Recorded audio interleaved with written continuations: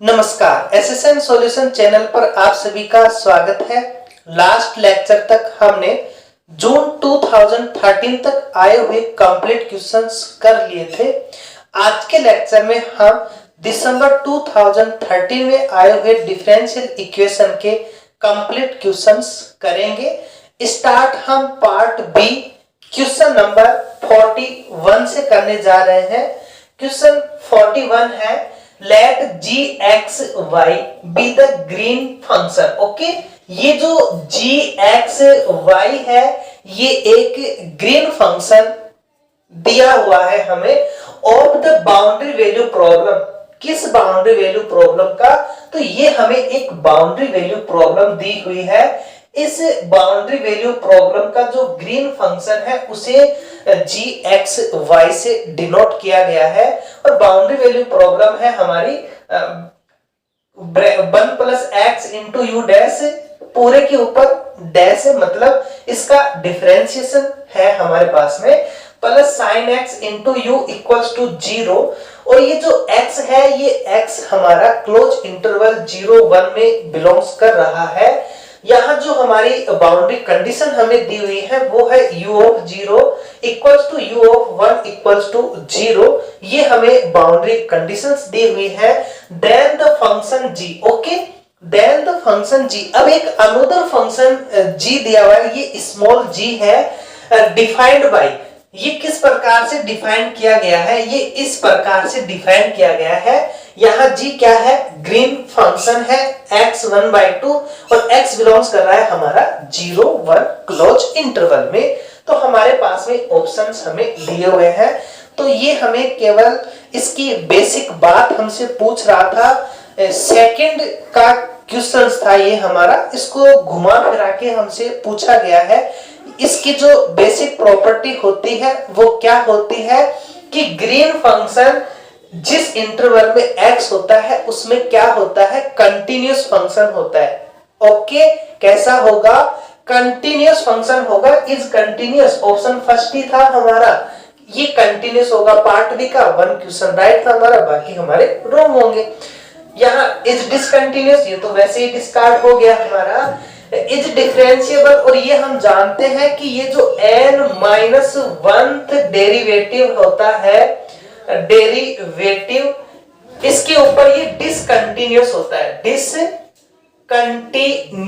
Okay, ये n-1th derivative मतलब इसके हाईएस्ट ऑर्डर तक किया गया डिफरेंशिएशन। यहाँ u डैश है हाईएस्ट, एक बार और करेंगे u डबल डैश, इसका मतलब u डैश कैसा होगा? डिसकंटिन्यूअस होगा। डिसकंटिन्यूअस है दैट मींस ये डिफरेंशिएबल भी नहीं होगा, तो इज नॉट डिफरेंशिएबल। और ये लेफ्ट और राइट भी नहीं होगा डिफरेंशिएबल। तो बाकी सभी ऑप्शन हमारे डिस्कार्ड थे। बेसिक चीज थी कि जब भी ग्रीन फंक्शन आपको दिखे जिसमें x को इंटरवल को डिफाइन किया गया है उस इंटरवल के अंदर वो कंटिन्यूअस होगा। नेक्स्ट क्वेश्चन पार्ट बी का ही है, क्वेश्चन नंबर 42। क्वेश्चन नंबर 42 में हमें दिया हुआ है let w, okay, w be the Rosquian of two linearly independent solution of, okay, w क्या है? रोस्कियंस है। किसका? ये जो हमारे पास में ODE है, इस ODE के टू लीनियरली इंडिपेंडेंट सॉल्यूशंस का 2y double dash plus y dash plus t square y equals to 0 और t बिलोंग्स कर रहा है हमारा r में। Then for all t there exists a constant c belongs to r such that wt is, okay. तो यहाँ सभी t जो है इसके लिए कोई एक कांस्टेंट c है, तब wt हमारा क्या होगा? तो इसके लिए कोई 2 ऑर्डर की डिफरेंशियल इक्वेशन है और कैसी है? होमोजीनियस। होमोजीनियस इसका मतलब इसके राइट हैंड साइड में हमारे पास में f ऑफ x का मान नहीं है। तो जनरल हम a0y double dash plus a1 y dash plus a2 y equals to f of x लेते हैं। यहाँ हमें f ऑफ x का जो मान है वो क्या दिया हुआ है 0, दैट मीन्स हमारे पास में ये वैल्यू आ गई। तो ये होगी हमारी टू ऑर्डर की होमोजीनियस डिफरेंशियल इक्वेशन। अब इसके लिए आबेल्स मेथड कहता है, आबेल्स मेथड से ये जो रोस्कियन होगा हमारा y1 y2 इसका डायरेक्ट मान देता है c e की power minus a1 t a0 t dt। Okay, ये हमारे पास में फॉर्मूला होता है इसका। यहां c e की पावर माइनस a1t क्या है हमारा a1 y डैश का कोफिशिएंट और y डैश का कोफिशिएंट यहां हमारा 1 है अपॉन में a0 का मान क्या है हमारा 2 है। इसका हम डिफरेंशिएशन करेंगे, जो भी हमें दिया हुआ है यहाँ t है, t आ जाएगा इक्वल्स टू c e की पावर यहाँ 1/2 कांस्टेंट है, इसका इंटीग्रेशन करेंगे तो क्या आ जाएगा माइनस का t/2। ओके, तो ये हमारे पास में ये जो रोस्कियंस है, इस रोस्कियंस WT का मान आ जाएगा हमारे पास। तो ऑप्शन फर्स्ट c e की power minus t, option second के अंदर हमारे पास में ये वैल्यू दी हुई है। तो आबेल्स मेथड से यहाँ जो रोस्कियन की वैल्यू है वो हमारा ऑप्शन सेकंड होगा। नेक्स्ट क्वेश्चन पार्ट सी का है क्वेश्चन 91। क्वेश्चन 91 अच्छा क्वेश्चन है, इसमें हमें कुछ कॉन्सेप्ट सीखने को मिलेंगे। चलते हैं क्वेश्चन के ऊपर। Let y be a non trivial solution. Okay, हमें क्या दिया हुआ है, y एक नॉन ट्रिवियल सॉल्यूशन दिया हुआ है। ट्रिवियल सॉल्यूशन का मतलब y of x equals to 0, कि इसका एक ही सॉल्यूशन हो 0, और नॉन ट्रिवियल सॉल्यूशन का मतलब 0 के अलावा सॉल्यूशन। तो ये हमारे पास में एक नॉन ट्रिवियल सॉल्यूशन दिया हुआ है of the boundary value problem. इस बाउंड्री वैल्यू प्रॉब्लम का ये सेकंड ऑर्डर डिफरेंशियल इक्वेशन है, और कैसी है, होमोजीनियस इक्वेशन है। और ये जो x है, x बिलोंग्स कर रहा है किसमें, बाउंडेड इंटरवल में। क्लोज इंटरवल है, दैट मींस बाउंडेड इंटरवल होगा a b के अंदर। और यहाँ हमें कंडीशन दी हुई है y of a equals to y of b equals to 0। Okay, then option first है हमारे पास में। ऑप्शन फर्स्ट कह रहा है कि b है ये ग्रेटर देन 0 होगा। Option second y is monotone in open interval a0 if a is less than 0 is less than b। Option third y dash a equals to 0। Option four y has infinitely many zeros in closed interval ab। Okay, तो ये हमारे पास में options हैं। अब चलते हैं कौन कौन से कॉन्सेप्ट हमें सीखने को मिलेंगे उन कॉन्सेप्ट के ऊपर। तो इसे हम सॉल्व करें तो हमारे पास जो वैल्यू है इसकी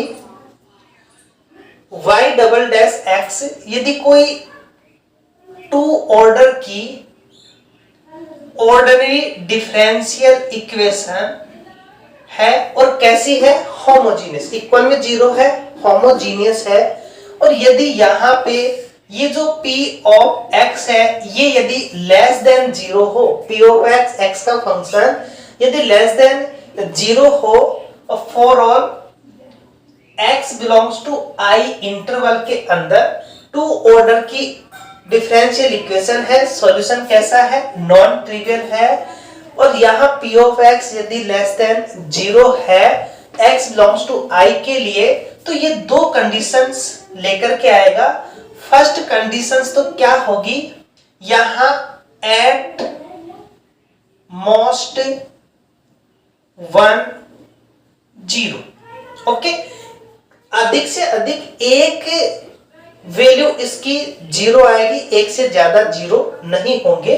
सेकंड होगा ये हमारा मोनोटोन होगा, दैट मीन्स या तो ये डिक्रीजिंग होगा या फिर इंक्रीजिंग होगा। ओके, या तो ये डिक्रीजिंग होगा या फिर इंक्रीजिंग होगा। अब यहाँ हमारे पास में जो कंडीशंस दी हुई है, यहाँ एट मोस्ट 1 जीरो है, जबकि हमें कितने जीरो दिए हुए हैं? 2 जीरो दिए हुए हैं। एक तो y ऑफ a और एक y ऑफ b के ऊपर 2 जीरो है, इसका मतलब p of x less than 0 नहीं होना चाहिए। तो हमारे पास में क्या कंडीशन आई कि इसका एक मान ऐसा होना चाहिए, इसकी a और b इंटरवल में सम वैल्यूज ऐसी होनी चाहिए जो कि क्या हो? ग्रेटर देन 0, जो कि ग्रेटर देन 0 होनी चाहिए। अब यहाँ क्या ऑप्शन यहाँ b ग्रेटर देन 0 है, इसका मतलब एक वैल्यू क्या है इसकी? b जो क्या है? 0 से ग्रेटर देन है। इसका मतलब ये i इस कंप्लीट AB के अंदर लेस देन 0 नहीं रखता x का मान।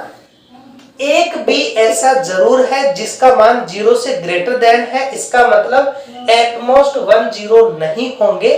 तो यहाँ हमें 2 जीरोस दिए हुए हैं, तो इसका मतलब हमारा फर्स्ट ऑप्शन क्या होगा? राइट हो जाएगा। ऑप्शन सेकंड की हम बात करें, ऑप्शन सेकंड कह रहा है y is monotone in A0। Okay, तो यदि ये A0 इंटरवल में हमारा ये जो x है, ये x यदि लेस देन 0 आ जाता है तो हम बोल देंगे कि ये मोनोटोन होगा। अब यहाँ हमें क्या कंडीशंस दी हुई है? यहाँ देखो हमें कंडीशंस ये दी हुई है, a is less than 0, a is less than 0 है, इसका मतलब a का मान 0 से कम है।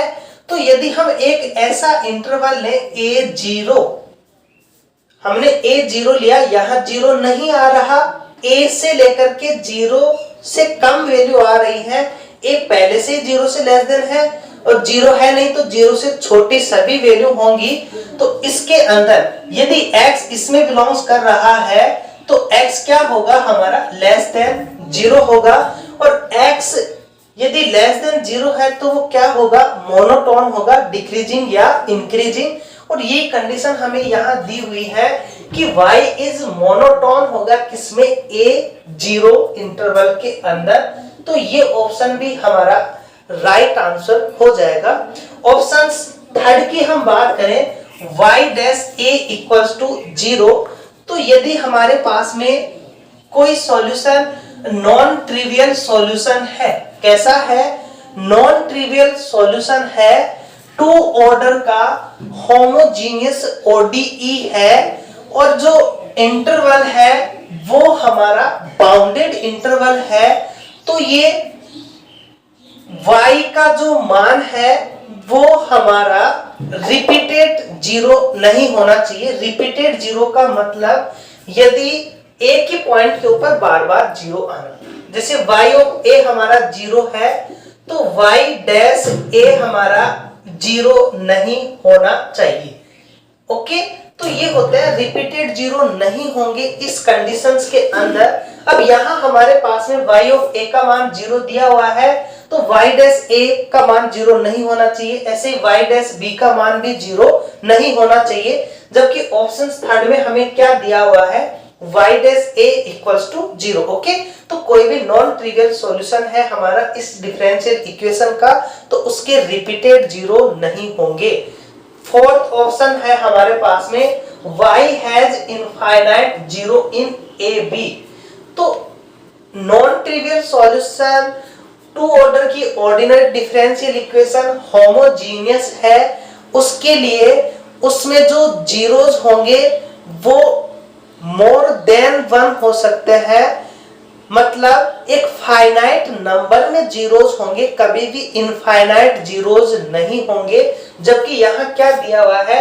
y has infinitely many zeros in AB, जो कि हमारा रॉन्ग होगा, क्योंकि इसके अंदर हमें ये जो बाउंडेड इंटरवल दिया हुआ है हमें x का, इसके अंदर हमारे पास में फाइनाइट नंबर्स ऑफ जीरोस होंगे, जबकि यहाँ इनफाइनाइट नंबर ऑफ जीरोस दिए हुए हैं।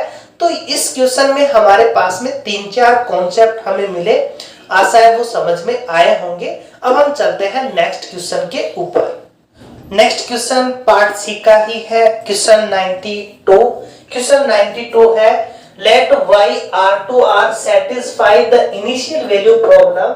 ये हमारी इनिशियल वैल्यू प्रॉब्लम है, इसे y r to r में सेटिस्फाई कर रहा है। y dash t equals to 1 minus y square t, t belongs कर रहा है r में और y of 0 equals to 0।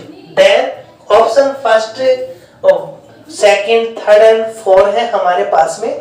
तो पहले हम इस इक्वेशंस को सॉल्व करते हैं, उसके बाद में हम ऑप्शंस के ऊपर डिस्कस करते हैं। तो इसे हम सॉल्व करें, हमें क्या दिया हुआ है, हमें दिया हुआ है y dash t equals to 1 minus y square t। इसे हम सॉल्व करें तो ये बनेगा हमारा dy अपॉन में 1 minus y square equals to dt। Okay, ये y dash dy by dt हमारा इधर, ये हमारा इधर।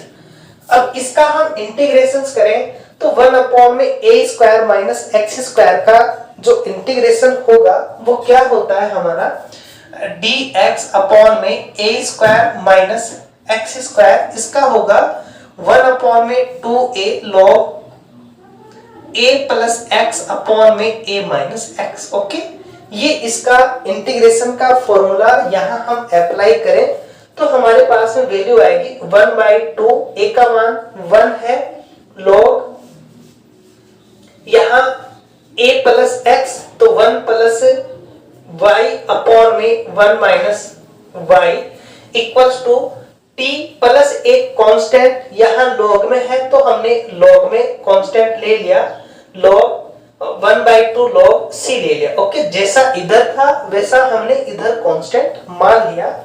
अब ये 1/2 से हम इसको कैंसिल कर देंगे, ये हमारा 2 पे चला जाएगा, फिर log को हम हटा देंगे तो हमारे पास में वैल्यू बनेगी यहाँ से 1 प्लस y अपॉन में 1 minus y equals to e की पावर 2t प्लस ये कैंसिल हो जाएगा log c, और ये बनेगा e की पावर 2t इंटू e की power log c, e log से कैंसिल हो जाएगा c e की पावर 2t। ओके, ये हमारे पास में वैल्यू आ गई।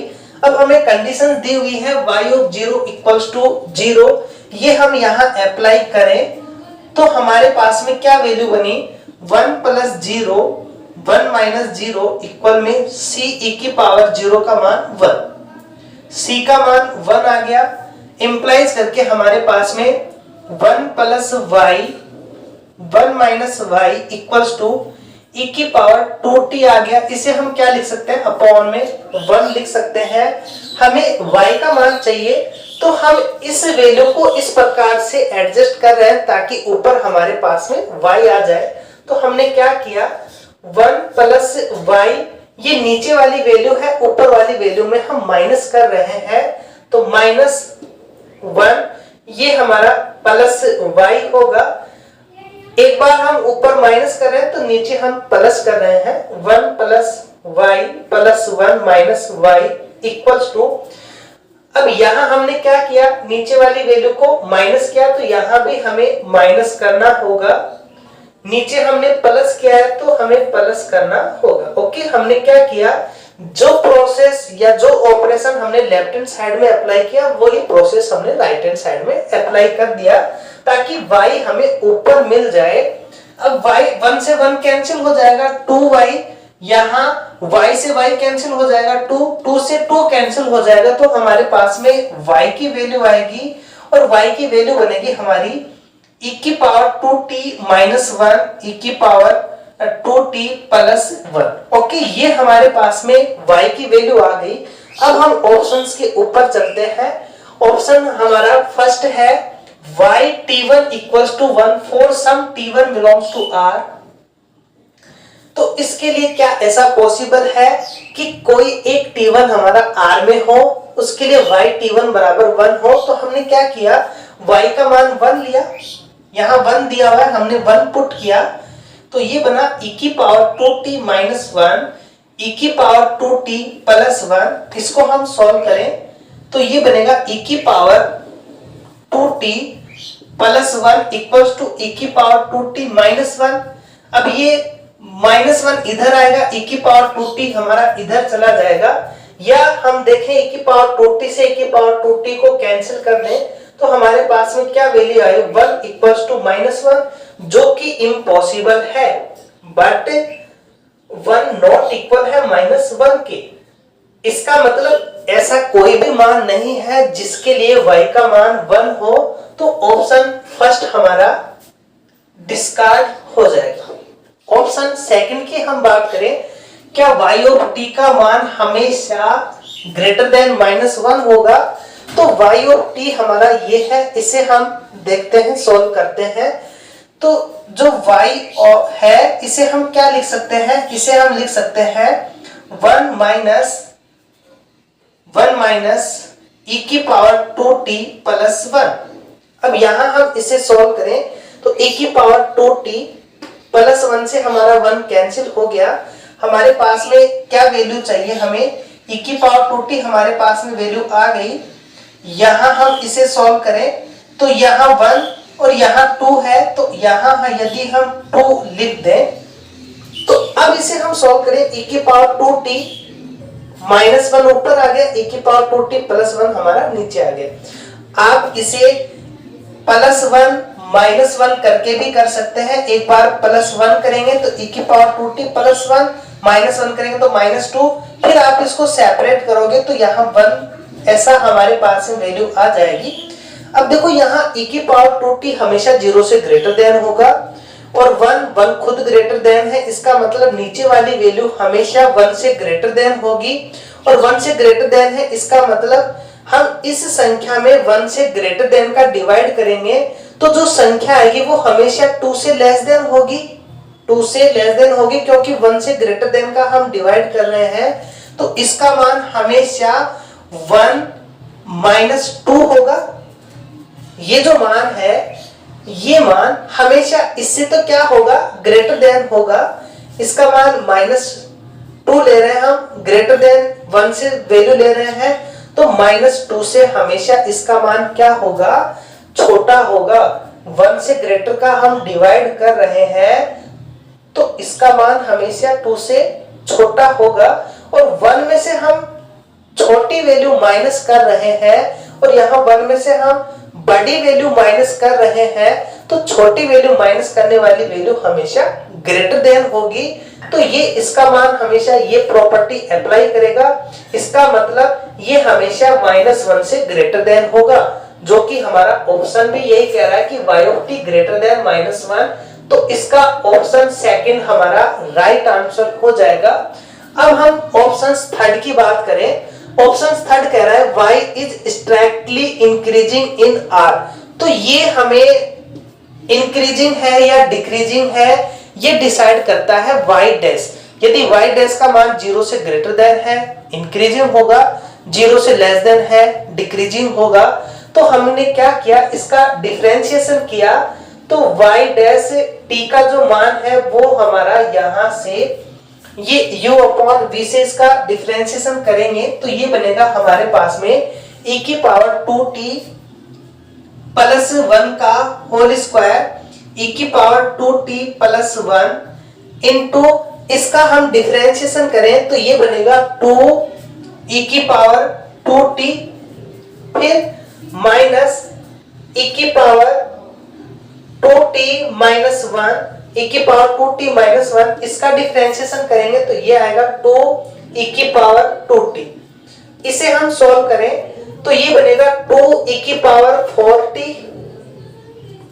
माइनस 2 e की पावर 4t से कैंसिल हो जाएगा, 2 e की पावर 2t और ये माइनस माइनस प्लस होंगे तो 4 e की पावर 2t अपॉन में e की पावर 2t प्लस 1 का होल स्क्वायर। अब देखो e की पावर 2t हमेशा 1 से ग्रेटर देन, किसी भी संख्या का स्क्वायर वो भी हमारा ग्रेटर देन होगा, तो ये कभी भी नेगेटिव संख्या नहीं होगी। 4 खुद पॉजिटिव है तो ये हमेशा 0 से ग्रेटर देन वैल्यू आएगी, ये कभी भी नेगेटिव नहीं होगा। यहाँ स्क्वायर है हमेशा पॉजिटिव होगा, तो हमारे पास में y डैश t का मान क्या आ गया, ग्रेटर देन 0।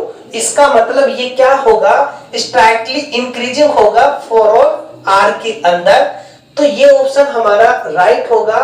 और ये कह रहा है कि 0 से 1 में तो इंक्रीजिंग और 1 से इन्फिनिटी में डिक्रीजिंग, तो यहाँ हमारे पास ऐसी कोई कंडीशन नहीं है। t बिलोंग्स टू r के लिए हमारे पास में क्या कंडीशन आ गई, ग्रेटर देन 0, तो ये ऑप्शन हमारा डिस्कार्ड हो जाएगा। तो इसके सेकंड एंड थर्ड ऑप्शन हमारे राइट आंसर होंगे। एंड आज के लेक्चर का लास्ट क्वेश्चन है क्वेश्चन 102। क्वेश्चन 102 में हमें एक A 3x3 की मैट्रिक्स दी हुई है और Y एक 3x1 की मैट्रिक्स दी हुई है। सेटिस्फाई, ये इस डिफरेंशियल इक्वेशन को सेटिस्फाई कर रहे हैं। देन ऑप्शंस हैं हमारे पास में, तो ये ऑप्शंस से पहले हम इस इक्वेशंस को सॉल्व करें, फिर हम चेक करते हैं ऑप्शन को। तो यहाँ हमें dy बाई dt दिया हुआ है, इसका मतलब ये हमारा y है।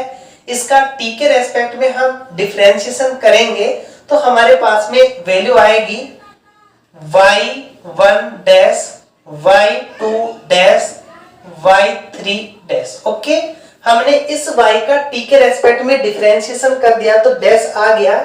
इक्वल में a का मान दिया हुआ है हमें 0 1 0 0 0 1 0 0 0 और यहाँ हमें y का मान दिया हुआ है। y का मान है हमारे पास में y1 y2 y3। ओके, इसे हम सॉल्व करें या पहले हम इस मैट्रिक्स को मल्टीपल करें तो ये आएगा हमारे पास में y1, इस रो को इस कॉलम पे मल्टीपल करेंगे, इस रो को इस कॉलम पे मल्टीपल करेंगे तो y2 और इसको इससे मल्टीपल करेंगे तो हमारे पास आएगा 0। हमारे पास क्या आया मान, इसका 0 मान आ गया। ये हमारा इसको इससे करेंगे तो y2 आएगा, इसको करेंगे तो y3 और ये आ गया हमारे पास में 0। ओके, अब ये हम कंपेयर करें दोनों साइड तो हमारे पास में क्या वैल्यू आई, y1 डैश हमारा y2 के इक्वल है, y2 डैश हमारा y3 के इक्वल है और y3 डैश हमारा 0 के इक्वल है। ओके, तो इसे हम सॉल्व कर सकते हैं। इसका इंटीग्रेशंस करेंगे तो y3 का मान क्या आएगा हमारा, एक कांस्टेंट c आएगा और हमें क्या कंडीशंस दी हुई है, देखो ये y है और y3 का मान यहाँ है, इसका मतलब लास्ट वाला कॉलम, और यहाँ हमें जैसे ही हम इसका मान 0 रखेंगे, किसका, t का मान, तो इसका मान क्या आ रहा है 1। इसका मतलब y3 0 का मान 1 है, यहाँ कांस्टेंट है तो t का मान हम कुछ भी रखें कोई इफेक्ट नहीं होगा, तो c का मान क्या आ गया हमारा 1, इंप्लाइज करके y3 का मान क्या आया हमारा 1। अब ये 1 हम यहाँ रखें तो y2 डैश का मान हमारा 1 आ गया, इसका इंटीग्रेशन करेंगे तो क्या आएगा, y2 का मान 1 प्लस t, सॉरी t आएगा प्लस एक कांस्टेंट c, 1 मान लिया हमने। अब यहाँ भी हम बाउंड्री कंडीशंस लगाएंगे, y2 हमारा सेकंड पे है, इसका मान भी 1 है 0 पे, तो y2 0 का मान क्या है हमारा 1, इंप्लाइज करके जैसे हम यहाँ 1 रखेंगे इक्वल्स टू यहाँ हम 0 रखेंगे तो c1 का मान फिर से हमारे पास 1 आ गया, तो y2 का मान क्या आ गया हमारा 1 प्लस t। ओके, y2 का मान 1 प्लस t, y3 का मान हमारा 1 है तो y3 का मान 1 प्लस t, तो यही हमारे पास में ऑप्शंस आ गए। अब चाहो तो y1 का मान निकाल सकते हो, इसी प्रोसेस से हम y1 का मान निकालें, हमारे ऑप्शन 2 यहीं से डिस्कार्ड हो गए। इसका मान निकालेंगे y1 डैश, y2 का मान 1 प्लस t, इसका हम इंटीग्रेशन करेंगे तो y1 बनेगा t plus t square by 2 plus एक अनदर कांस्टेंट c2, यहाँ भी हम t का मान 0 रखेंगे, इसका मान 1 रखेंगे, तो हमारे पास में क्या वैल्यू आएगी, c2 का मान 1 और ये बन गया 1 प्लस t स्क्वायर बाई 2। तो y1 का मान 1 plus t square by 2 right है, y2 का 1 प्लस t और ये, तो फर्स्ट ऑप्शन हमारा राइट हो जाएगा। बाकी के जो ऑप्शन है हमारे ये 1 प्लस t नहीं है, यहाँ 1 नहीं है, तो ये सेकंड और थर्ड ऑप्शन हमारा डिस्कार्ड हो जाएगा। अब हम आते हैं ऑप्शन 4 के ऊपर। ऑप्शन 4 कह रहा है कि y1t इक्वल्स टू e की पावर t a y0। इसका मतलब ये इसका जो सॉल्यूशन हमने निकाला, इस कंप्लीट सॉल्यूशन को ये y1 से डिनोट कर रहा है। यहां हम इसको सॉल्व करेंगे तो हमारे पास में e की पावर t a बनेगा। इसका मतलब ये जो मान है इसके सॉल्यूशन की बात कर रहा है, ये y1 y2 y3 की। ओके, इसे हम सॉल्व करें तो हमारे पास में क्या वैल्यू आ रही है, यहां हमारे पास में e की पावर ta है। अब e की पावर ta का हम एक्सपेंशन करेंगे तो हमारे पास में a square a cube a की पावर 4 में भी वैल्यू आएंगी। तो पहले हम इस a की वैल्यू निकालते हैं। a है हमारे पास में 0 1 0 0 0 1 0 0 0। a को हमने a स्क्वायर से ही मल्टीपल कर दिया तो हमारे पास में a स्क्वायर का मान क्या आएगा वो हम निकाल रहे हैं और देखते हैं कहां तक इसका मान 0 नहीं आता। इसे हम मल्टीपल करेंगे, इस रो को इसके ऊपर रखेंगे तो ये पूरा कॉलम हमारा 0 है तो 0 आएगा। इस रो को इसके ऊपर रखेंगे तो भी हमारे पास में 0 आएगा। इस रो को इसके ऊपर रखेंगे तो ये 1 इस 1 से मल्टीपल होगा, 1 आएगा। इसको हम इस पर रखेंगे तो 0, इसको हम इसके ऊपर रखेंगे तब भी हमारे पास 0, और इस रो को हम इस कॉलम पे रखेंगे तब भी 0। ये हमारा 0 0 0 क्योंकि ये पूरा कॉलम ही हमारा 0 है। ओके, a स्क्वायर का मान हमारे पास ये आ रहा है। अब हम a क्यूब का मान निकालें तो a into a square, a है हमारे पास में 0 1 0 0 0 1 0 0 0। इसे हमें मल्टीपल करना है 0 0 1 0 0 0 0 0 0। ओके, तो इसको हम इससे मल्टीपल करेंगे तो हमारे पास में 0 आएगा, कॉलम 0। ये भी सेकंड वाला भी हमारा 0 और थर्ड वाला कंप्लीट 0 है तो इसको 0 करेगा। ऐसे ही हमारे पास में इस रो को हमने इस पे रखा तो हमारे पास में 0 आ गया, यहां 0 आ रहा है, यहां 0 आ रहा है। ये इस रो को हम यहां रखेंगे तो 0, इसको यहां रखेंगे तो कंप्लीट कॉलम 0, ये हमारा 0, ये थर्ड तो कंप्लीट ही 0 है। इसका मतलब हमारे पास में केवल a स्क्वायर तक वैल्यू आ रही है, उसके बाद सभी वैल्यू हमारी 0 होंगी। a क्यूब का मान 0 है, a की पावर 4 का मान भी 0 होगा। 0 मैट्रिक्स को किसी भी मैट्रिक्स से मल्टीपल करेंगे तो 0 ही आता है। अब हमारे पास में ये पता चल गया कि हमारे पास में a स्क्वायर तक वैल्यू है, उसके बाद की जो वैल्यू है वो हमारी 0 आएंगी। तो अब हम ऑप्शन 4 के ऊपर चलते हैं। ऑप्शन 4 है हमारा